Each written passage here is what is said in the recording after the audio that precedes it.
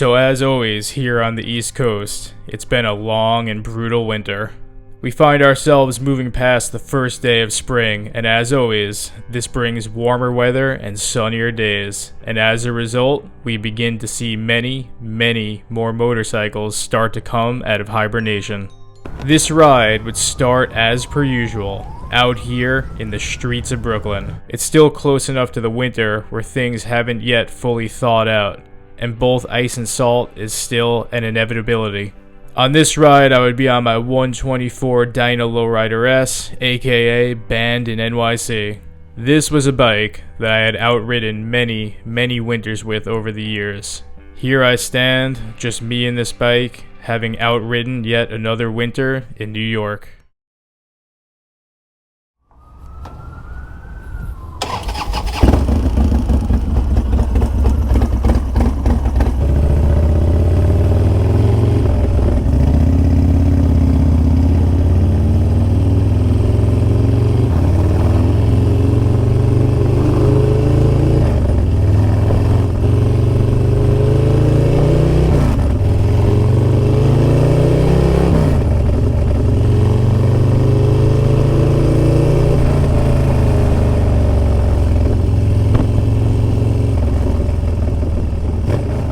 So the point of this video is not necessarily to express any form of elitism or to make anyone feel bad about not being a four-season rider. I mean, hell, I myself am not even close to the biggest fish when it comes to hardcore winter riding, as that would require some spikes in my tires and to be way further up north. But I'm definitely not a stranger to the unforgiving conditions of a New York winter either.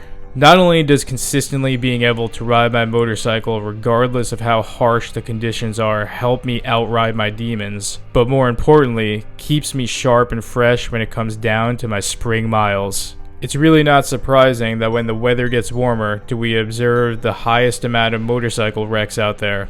I mean, it'd be like taking long periods off of training Brazilian Jiu-Jitsu and then coming back suddenly, and obviously I'd get my ass kicked. In the same sense, I ride clearer and more confident knowing that the miles never stop throughout the winter.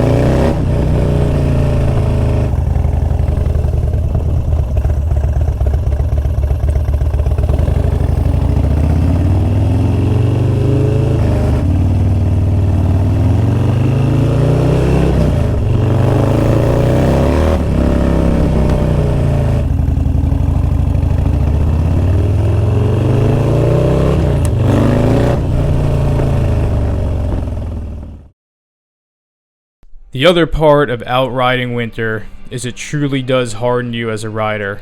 Riding in the teens and the 20s is a regular occurrence for me in the winter, and let me tell you, if everything is not fully dialed in, you're not going to make it far. This is why I actually took time to make a pretty detailed video on my winter riding best practices, which honestly can also be applied to the early spring and late fall days. That first day when you don't even have to consider wearing your heated gear, your heavy leather jacket, or your chaps, well, makes you feel lighter and introduces less factors to worry about on your rides. It's kind of like anyone who's ever gotten into rucking or training weighted down by weights. When you suddenly strip all that weight, you might be surprised with your new potential. I generally always wear my gear, but on rare occasion, you might catch me ripping in my flamed out Kevlar-lined flame suit with some Dyna Bro Vans. I mean, I never claimed to be perfect anyway.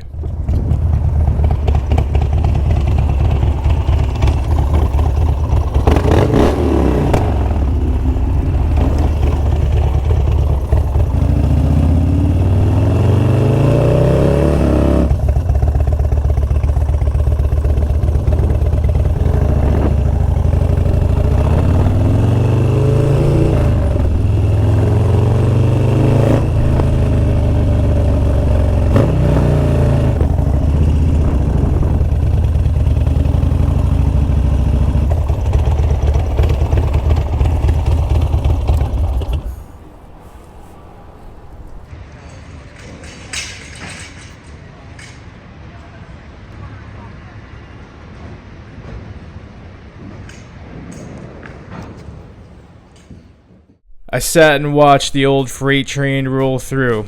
I've always really liked trains, and I always think back to a quote from Barrett back in Midgar, which is that a train can only go where its tracks take it. When it came down to outriding winter, I took my time to make sure I was laying down the right tracks in the right direction when it came down to dialing in this bike. In the early days, I used to get by with either a quarter fairing or a T-Sport fairing for my cold miles, but upgrading to the True Glory was a game changer. With the full FXRT fairing including lowers and handguards, even laying down highway miles in the teens can be enjoyable. But FXDLS, aren't you going to tell them about the new T-drop? Oh yeah, I'm beyond stoked on how these new tees came out. For those who make miles, not excuses, these tees will definitely increase your fire damage through spells by plus 15, while granting you a frost resistance of plus 10. And you could further supplement this by gaining plus 15 stamina by running these socks from Indestructible in Canada. But anyway, I digress. The sun was going down in that truly magnificent way that only a late winter and early spring day could provide.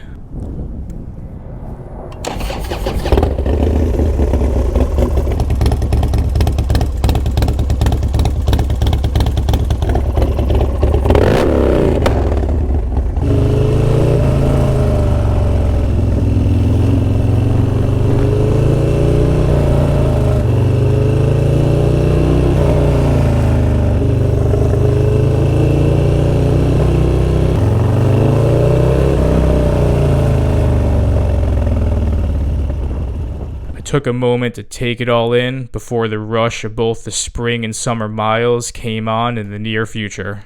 The events, the bike trips, the day rips.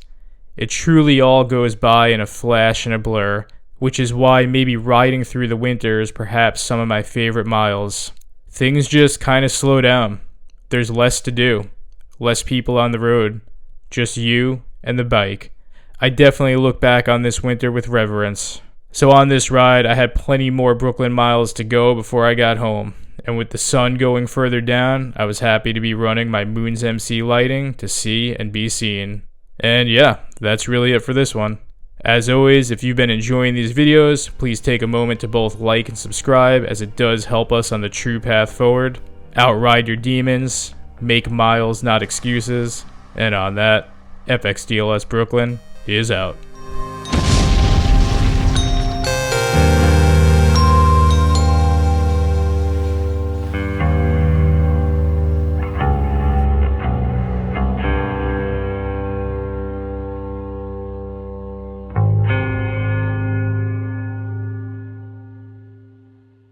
Goodbye.